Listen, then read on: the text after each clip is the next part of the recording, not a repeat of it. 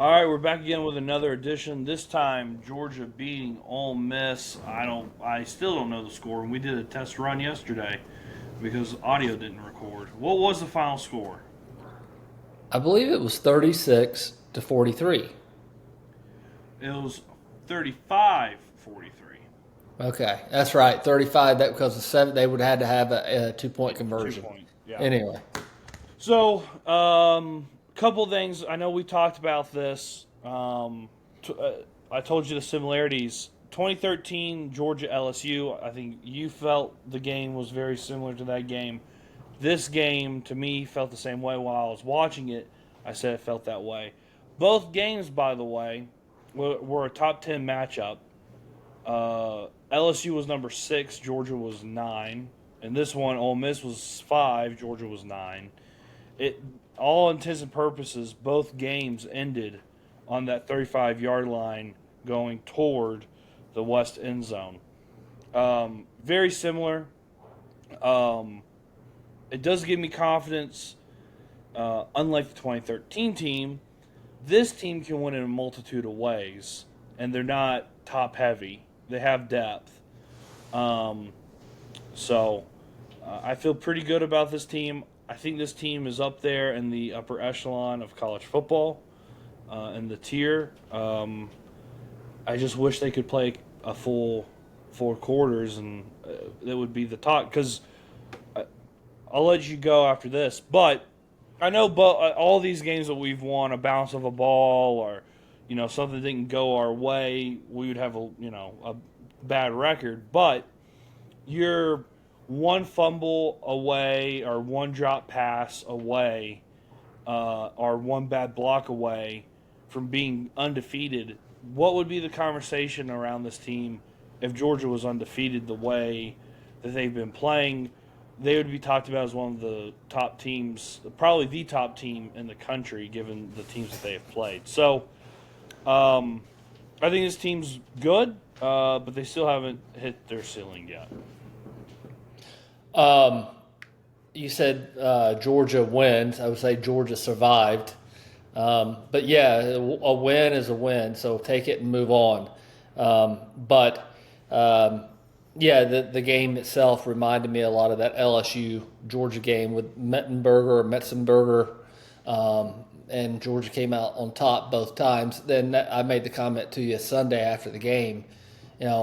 Rick, I know, won that day, but these types of games, whether it's Ohio State in the playoff game or this one, Georgia seems under Kirby seems to find a way more times than not to win these types of games. So, and I agree with you. There's no in that.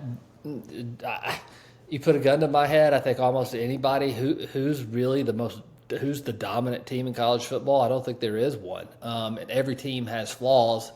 I mean, as flawed as Georgia is, and let's be real, they're flawed. Oh, yeah. But, I mean, get into the dance and see what happens. And I think that win, I wouldn't say that but I would say that goes a long way of Massive. getting Georgia into the playoffs. So it was a big win.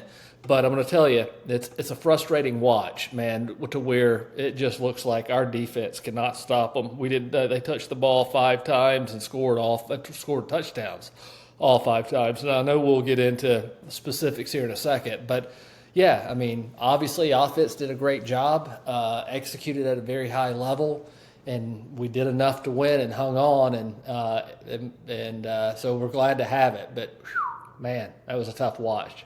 Yeah. Where do you want to start, offense or defense? You pick. I guess we'll start off with the positives because we won. So Okay. let's start with the offense. For me, a positive. I think Gunner. I don't know if I keep saying it, but Gunner is a great quarterback for Georgia. He is what Georgia needs. I didn't think that he was going to be able to do the things that he has done.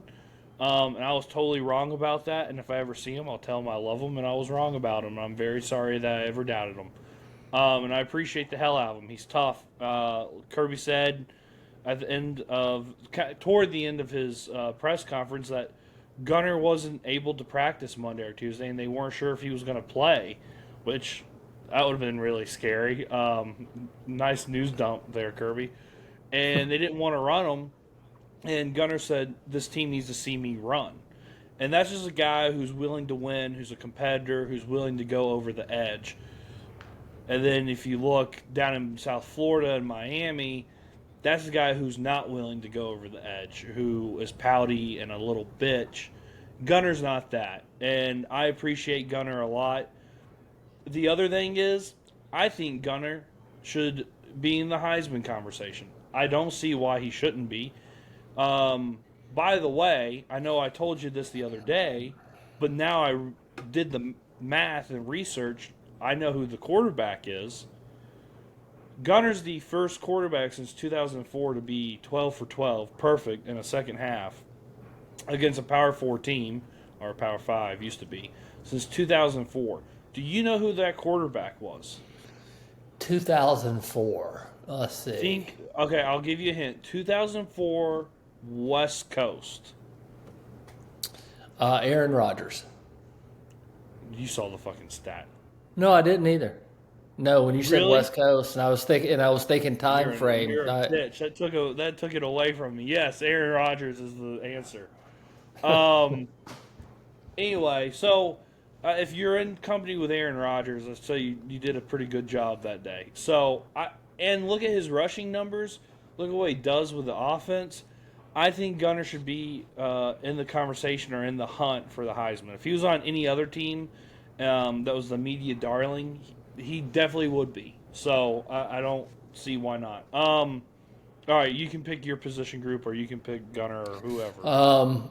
No, I'll echo everything you said about Gunner, and I think we ended up on a pretty good end of that stick. You're talking about the quarterback in South Florida, and then throws his wide receiver under the bus. I don't think Gunner would do that, and so that's the reason Kirby says it. The guys in the locker room want to play for Gunner, so I understand that. Offensive line, let's start. For me, I'm going to start there because 220 yards rushing, being able to run the ball when the other team knows you're going to be able to run the ball.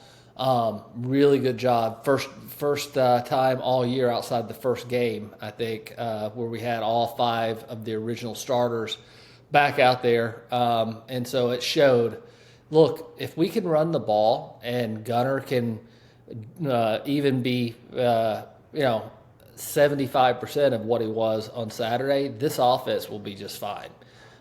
Still, legitimate questions on red zone and stuff like that. But when you score all 8 times you touch the ball, it's hard to nitpick.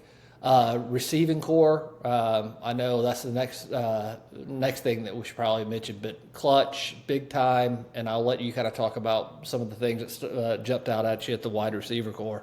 Yeah, really good downfield blocking. I don't think that gets talked enough about. Last year, they were not good at downfield blocking. That has improved immensely. So kudos to Coley for at least doing that. That was the one thing he was good at while he was at Georgia his first stint. Wide receivers could block. So that was nice to see. Dylan Bell, huge. I'm glad he's back to what we all thought he was going to be after the 22 and 23 seasons. He flashed 22, 23, he was a dude. And then last year, it just bad mojo in that wide receiver room. Right. He showed up, big catches, clutch, big runs on the end around. So massive there. Zachariah Branch, one of the biggest gets in the transfer portal. A difference maker, extends the run game. I don't know, we've talked about it. A lot of Georgia fans talked about it. That move, I can't remember if that was on second down or first down. I can't remember. Third down maybe. And it was in the second half where he stopped mid-motion, floated in the air, went back down, and then went the opposite direction. It's one of the most unbelievable athletic moves I've seen somebody do. He's just so amazing in tight spaces. Hey, now. Great tight ends. Lawson Lucky, Delp was battling through something, I don't know, but Lawson Lucky had a great game. Delp had a good game. Wide receivers and tight ends did a great job. I will say Kobe Young being out is either a broken tibia or fibula. Did Kirby say anything today about it? All he says they're out. That I heard. I didn't listen to all of it, but there were three other players. I couldn't hear the reporter's question, but Colby Young was the one I did hear, and he goes, "Well, yeah, he's out." So yeah, but okay, how long? Yeah, I didn't hear any other details. Given I know broken leg bones pretty well, if it's tib or fib, that's 6 weeks.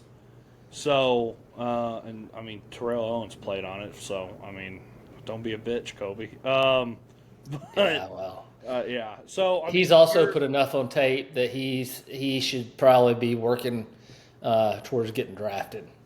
Yeah, he could come back for the Tech game and come back for the SEC championship game. Maybe we'll see, because that's around that time frame, which doesn't feel like a long time from now, but it is actually. And so C.J. Wiley's got to step up. Noah Thomas, who's been missing, who showed up at the Auburn game, but then went missing again against Ole Miss. Those guys need Taylor Taylor's out, but C.J. Wiley. Scovey White, Noah Thomas, these guys need to step up now and start, kind of filling the gaps on where it is. And then today, this is being recorded on Tuesday, Kirby talked about C.J. Wiley went from scout team to now he's getting into the rotation. Yeah, I'm excited about him. Oh, go ahead. I don't want to parse too much of that, but I heard that part, and I was interested to take from that maybe Kirby thought some of the year that C.J. Wiley should have been down on scout team instead of working with first team to get more reps. But I don't know. I mean, then he praised him, said he was doing a good job and all that. But it's funny sometimes Kirby, because you don't get too much info, you can find yourself trying to read between the lines, and maybe maybe I shouldn't do that. Yeah, I'm excited to see him play. We saw him play in high school. I think he's a freak athlete. I think he's really good. So I'm excited for that. And then the kid from Langston Hughes, he's a speedster, dude. I haven't seen anything about him. Which one are you talking about? I don't know the kid's name. Now I'm going to have to look it up. Well, while you're doing that, just to go back to something you said about blocking, that's one of the things that Kirby made a point to really highlight about Colby Young was how selfless he was and how physical he was and what a good blocker he was. So if Georgia's going to continue, as we all know, it's not just the offensive line, it's everybody. When you have a good run game, receivers are going to have to maintain that just because Colby's out. He's a big physical guy, but we got to still have whoever steps in continue to do that. The other thing we have not mentioned is really the running backs. I know Nate Frazier had some issues with fumbles. You can tell he's very conscious of that, and did a good job on Saturday. And then McCray on that 4th and short was probably the play of the game that kind of turned it. And then your other boy, solid performance as well. So Chauncey Bowen. So good job by the running backs and the entire offensive unit and Bobo. We've criticized Bobo here, and I've been guilty of that, but he was in his bag on Saturday and has been. The offense has not been the problem this year, really, outside of not being able to put 7 or 6 up instead of 3 in the red zone. But by and large, the offense has put up on average I don't know what they're averaging, but it has to be close to 40 points a game. Yeah. I guess they didn't get the guy from Langston Hughes, or maybe he's a redshirt and he's not popping up. Also, shout out Will Taylor. Should get more playing time, if you ask me. Everyone talks about how great he is. Let's see the boy play. Anyway, Chauncey played great. Nate Frazier played great. McCray, probably, like you said, biggest play of the season so far. Him and Dylan Bell, you can make a case for either one of those plays were the biggest plays of the game and of the season. So running backs are great. I really, you can't really complain too much when your offensive line is doing what they do. Though I will say, if we're going to get nitpicky, that 3rd and 3, whenever we were, man, we were leaning on them. One guy, one block, it was a miss by Lucky there with a linebacker coming over. The linebacker made a good play, made the right read, but man, I would have loved to have that one. That would have been nice. All right, well, let's move over to defense. I think there's a lot of negatives there. Here's a couple of things. One, I honestly think that the game plan, part of it, was that Trinidad Chambliss and Ole Miss's offense is going to have to execute at an extreme high level. We are going to give them stuff underneath. We're not going to get beat over top. We're going to give them that. They're going to have to go on extended drives, and they're going to have to be perfect because we cannot create pressure, and that causes all types of problems, especially in the Kirby Smart defense. So I think that was the game plan. I just think Chambliss and Lane Kiffin fucking executed in Weiss's kid, Charlie Weiss's kid, executed at a extremely high level. And then in the fourth quarter, it was, or not really the third quarter, because it was one touchdown, right? In the second half? Yeah. It had to be. So you go, and damn, if they don't do it again, they play man-to-man. They put in Chris Cole and Quintavious Johnson and on the edges, and it shuts them down. I don't understand this defense at all. It's maddening at this point. It's frustrating, but it is what it is, and it's not going to get any better. I mean, it could get better because, like, Dean, shout out Dean Legge, made a point. When they play these explosive offenses, it's over. It's going to be a shootout. When they play the teams that are kind of like Georgia, where they got to drive the ball down the field, they have a pretty good success rate. I mean, look at Alabama. They contained Alabama. Ty Simpson wasn't going to stay perfect forever, so they contained him. They contained the run. Kentucky, they did the same. If they can contain the run in these teams that aren't as explosive as a Tennessee or an Ole Miss, the defense is able to cobble stuff together because Kirby and Schumann are good enough and smart enough to shut it down. But whenever we play teams like this, where they're explosive and they're good offensive coordinators, it's going to be a white-knuckle game the entire way through. Well, several things. I have a lot to say about the defense. You may be right. Don't know. Could have been part of the game plan. But here's what I know is not part of the game plan. This is, I think, maybe just because it's the most recent, but I never remember a worse tackling team associated with Kirby Smart that I've seen. This is a poor tackling team. And it's not just one position group. It's all over the field. So one of the things during this bye week that I would have to think that they're working on is tackling. That's fundamental to football. The other thing is people can talk about the DBs as much as they want. But the linebackers are not helping us either. And that was supposed to be the strength of this defense, I thought. But I believe C.J. Allen and Raylan Wilson, especially C.J. Allen had probably the worst game that I've ever seen him play. If you go back and watch, the eye discipline and being sucked into the backfield and I get it, they were in a pickle, being so concerned with the quarterback run that they were not able to get outside on some of those, whatever you call them, in the flat with the back leaks out or a tight end drags across. They were wide open and we were out of position all the time. So the linebackers in particular, if your defensive line can't get pressure, is not as dynamic as what Georgia has had in the past, then the core of our strength of our defense has got to play better. And our middle linebackers specifically, have not played well. Bottom line. And they didn't play well Saturday.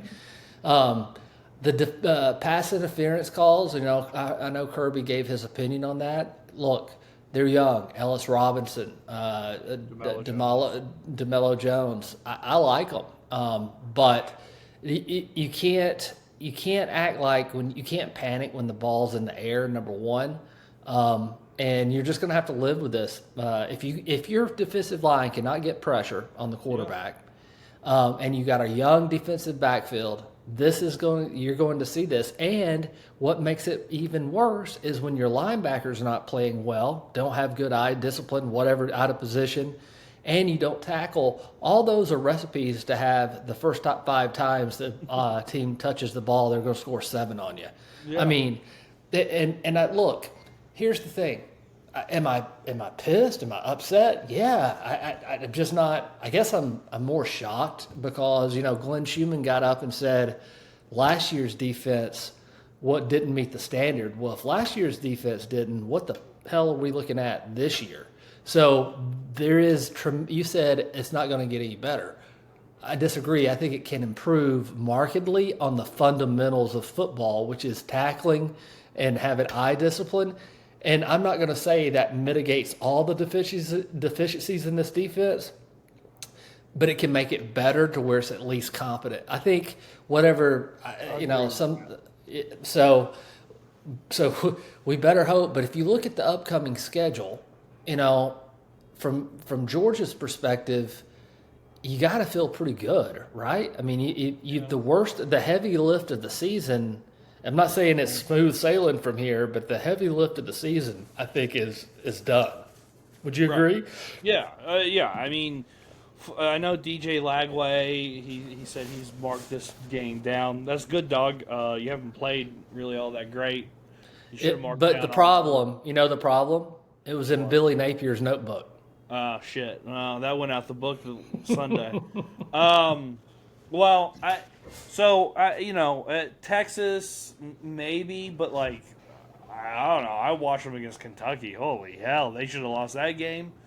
I don't know. A lot of boomers and old people are all white knuckling and munching over Tech. Okay, I'm more of a prove it, see it type deal. I don't know.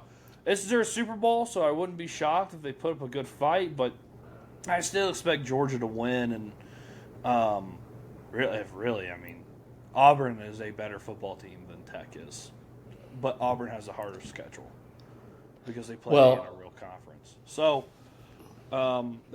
Georgia they should be favored in all these games. They should win all these games, and if we can close out unscathed in the SEC stretch here, we're sitting really pretty to be in Atlanta. And really, that would be huge because if you can win the SEC championship, you get probably a bye. I know they're not doing those. That went away this year because it was such a colossal failure in the playoff. But if you win out and you win the SEC, you should be having a bye. You should be one of the top 4 seeds. So that would be huge too with a team that's banged up as bad as Georgia has been, getting that rest and then hopefully maybe an easy path to the national title. So, everything for Georgia basically is right. We're basically starting over again. Everything is in front of them. And they control their own destiny, which is what you want, right? That's all you want. Yeah. So just play better, improve. That's all you can do. And I mean, let's be honest here. Georgia's one of the hottest teams in football right now, and if they continue, Josh Pate said it about Georgia. If they can peak at the right time, this is one of the most dangerous teams in all of college football because of the talent. If they can get it together, it could be like Ohio State in the playoff where they just spanked everybody. There is a world where that happens, but we got a long way to go before that. Yes, happens. We do. Yes, we do. Yeah, on the defense, to touch on that real quick, and then we'll move on to housekeeping stuff. I, I don't. Whenever I say it's not going to get any better, this is what I mean. If you don't have the ability to rush the quarterback 7 games into the season, it ain't going to happen. Yeah, you're not gonna invent a pass rush in the second half of the season. No. No. So that part I've given up on. And to me, if we can find a way to simulate any type of pressure, that would be huge. Don't know how we're going to do it. Don't know how we're going to, do it the rest of the year. But something's got to happen because this is terrible. It's terrible to watch. It's a hard watch. But here's the other thing that this defense, I think, could do much better, and I think they have got to focus on it.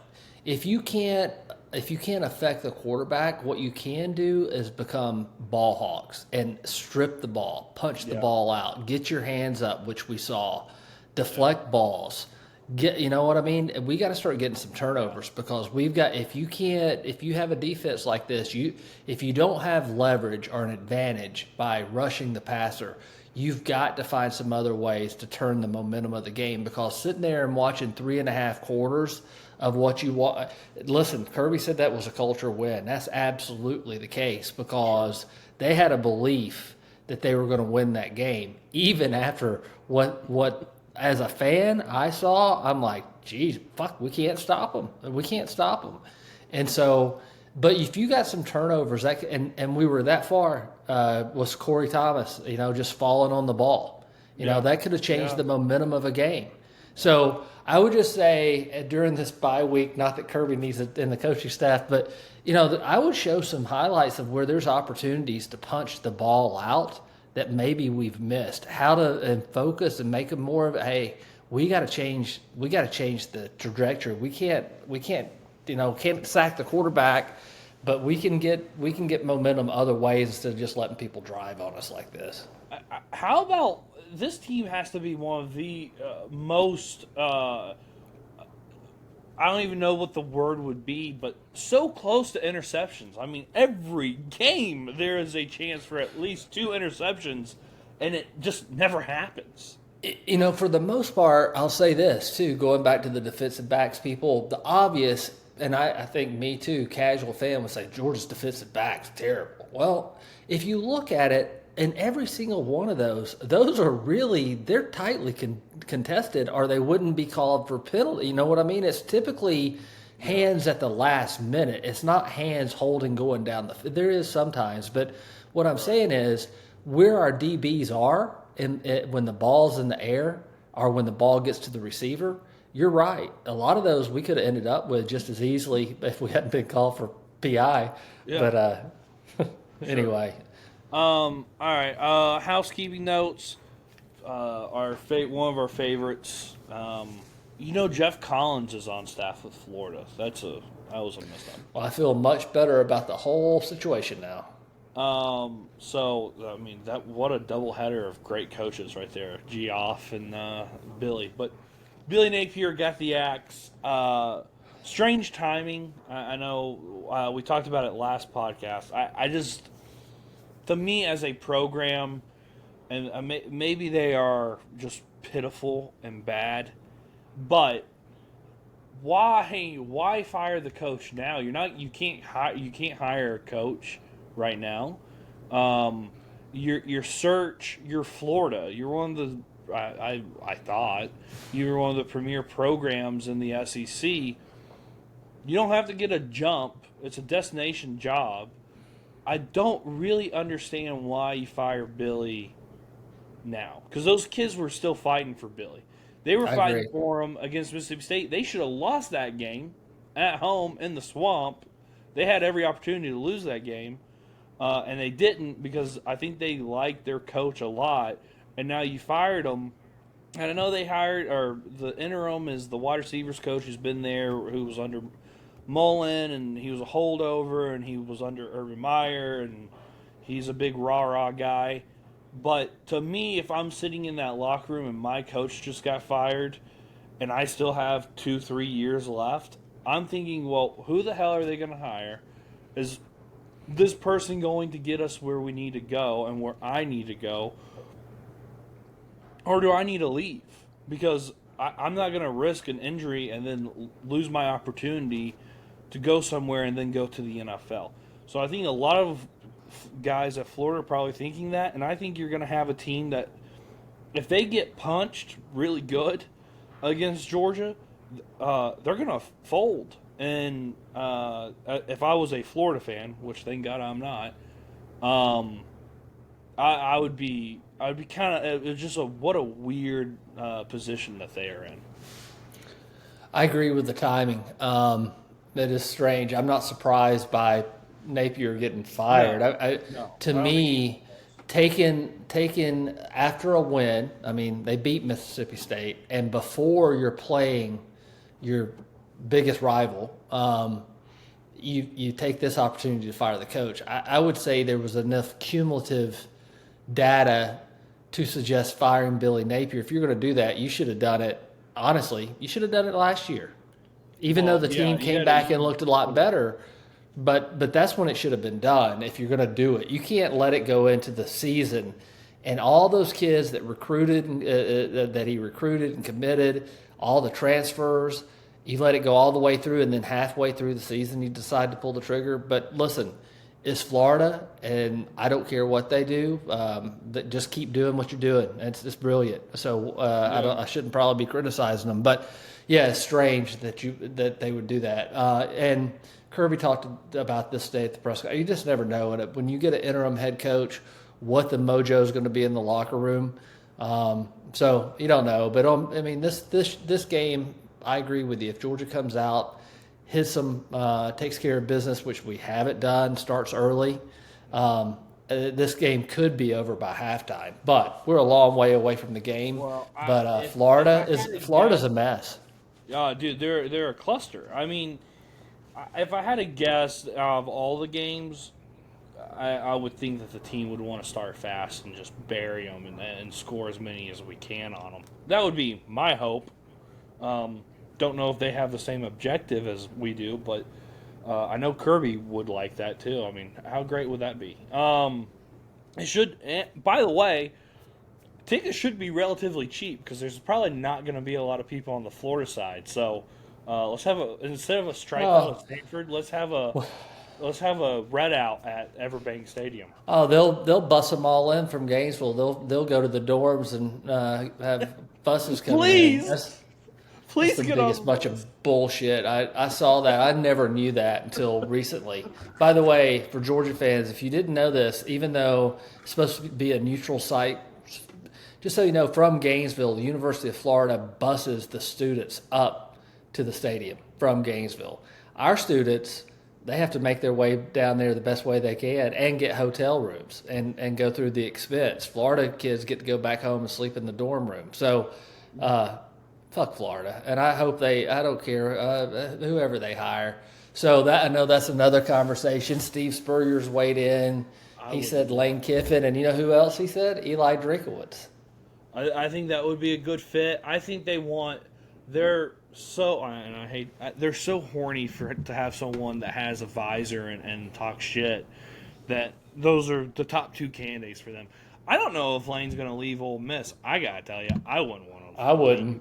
And then really, I mean, Drinkowitz maybe because Florida's more of an elevate job, but I don't think you're going to see SEC coaches leave for other SEC programs. I just don't.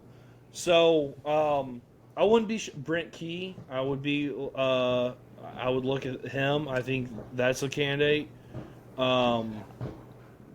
I know it's always easier on the outside looking in, and it's not my money, and I say, I wouldn't do it. When somebody offers you enough money, I guess everything gets appealing, but I would have a hard time believing that Brent Key is going to leave his alma mater to go to Florida.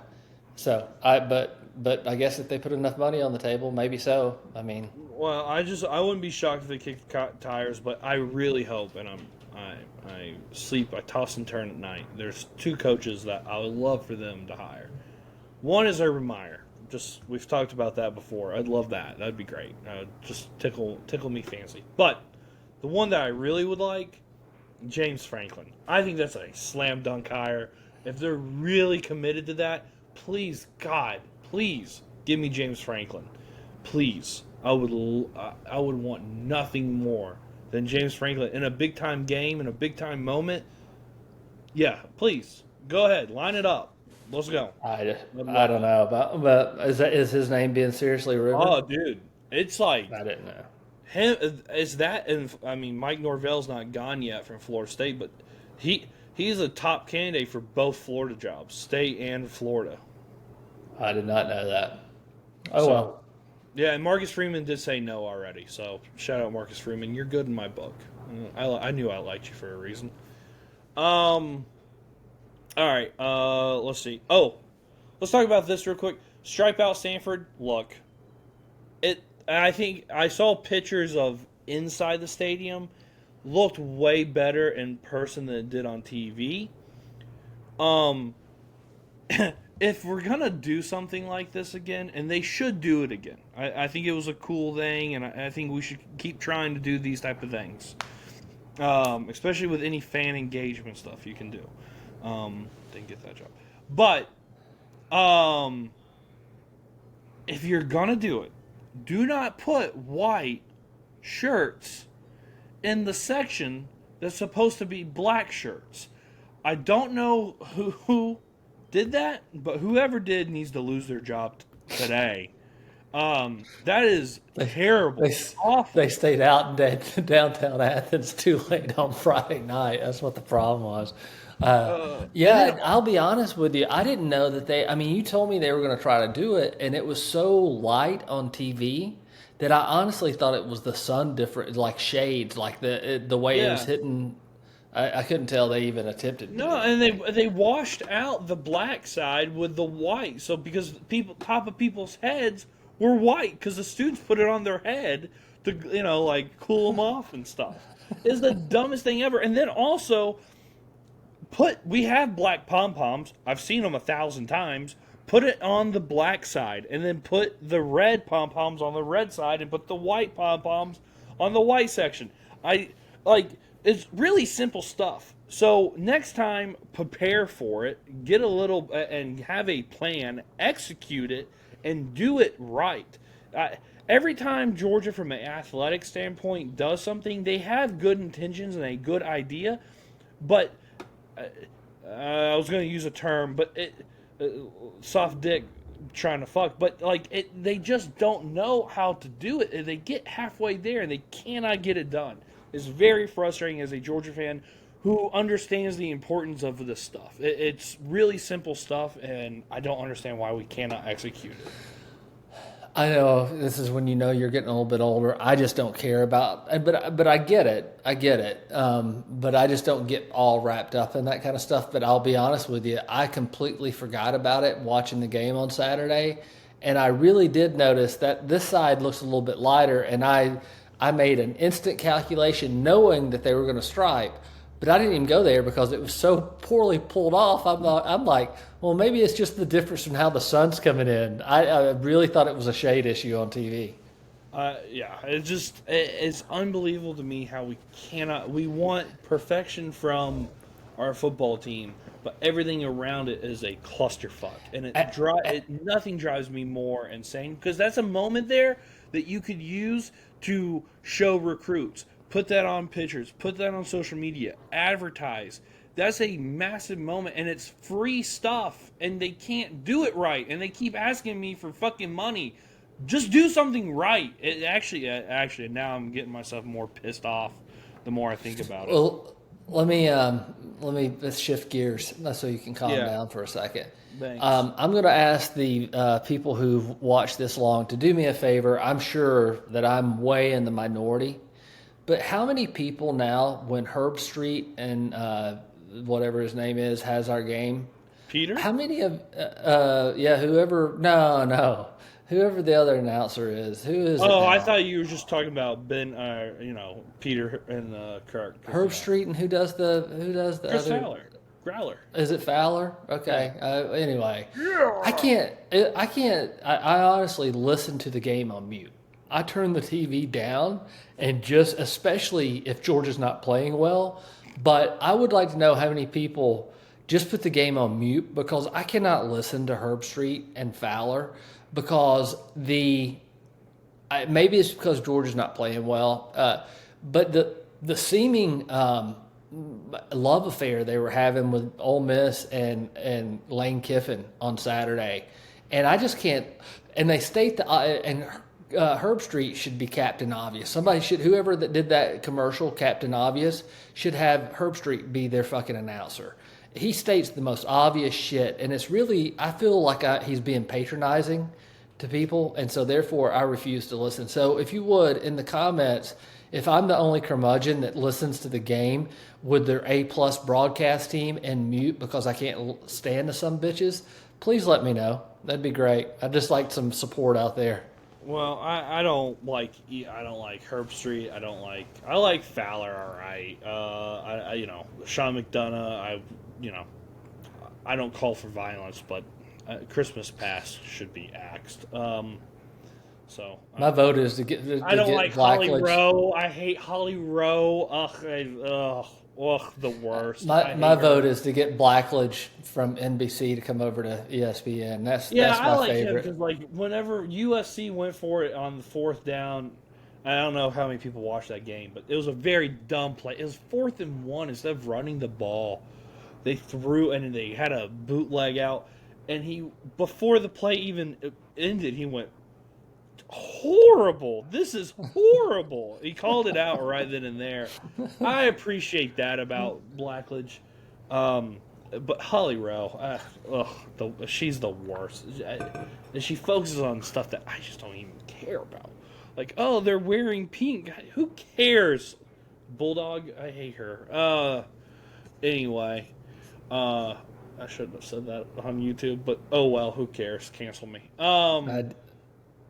Huh? Dislike her. You dislike her portrayal on TV. Yeah, I don't even understand why they have announcers, to be honest. I just want to have crowd noise. Why can't they have that? Just crowd noise. That'd be complete. They've done games.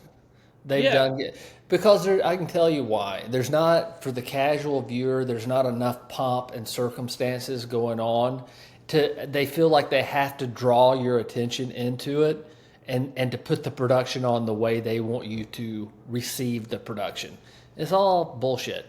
I would much rather listen to it with crowd noise. Maybe we're in the minority, but back before they fucked it up where they didn't sync it or have a delay, everybody I knew that when Georgia was on TV, we turned off our TV and listened to Mustard. I'd much rather listen to the home crowd. I can't listen to people that are being critical of Georgia whenever I'm fucking being critical of them as a fan. I'm doing my own criticizing. Thank you very much. I don't need somebody else telling me. I just don't. I don't know. I wish we had Larry Musselbeck instead of Scott Howard, but tough titty, I guess. I don't want to be screamed at every 3 seconds. Love you, Scott, but damn. I will tell you, I like the guy that they have in replace of Zaire. He's pretty good. Yeah, I've heard him. He's not bad at all. I listened to the fourth quarter on YouTube, and some YouTuber, shout out Shimbu, he makes edits. Yeah, he makes edits and puts it together and syncs it. Very good, and I was very appreciative of that. All right, we'll be back Thursday or Friday. We'll do picks. We'll do some news. I know Georgia's bowling with Mark Richt and his kid, or his grandkid, so I'm sure there will be something that comes out from that. Kirby being a complete goofball, probably. And then Mark Richt, right. So there'll be something this week that comes up. Remember to like and subscribe, comment, follow us on social media at Terminus Sports _ATL on X, Instagram, and TikTok. Give us a follow. Keep subscribing. YouTube and AWS, the cloud. I don't know. Way above my head. Just keep subscribing because then I know that there's people out there listening to us and we're not in some echo chamber of nothingness. So I appreciate it. All right. See you on the other side.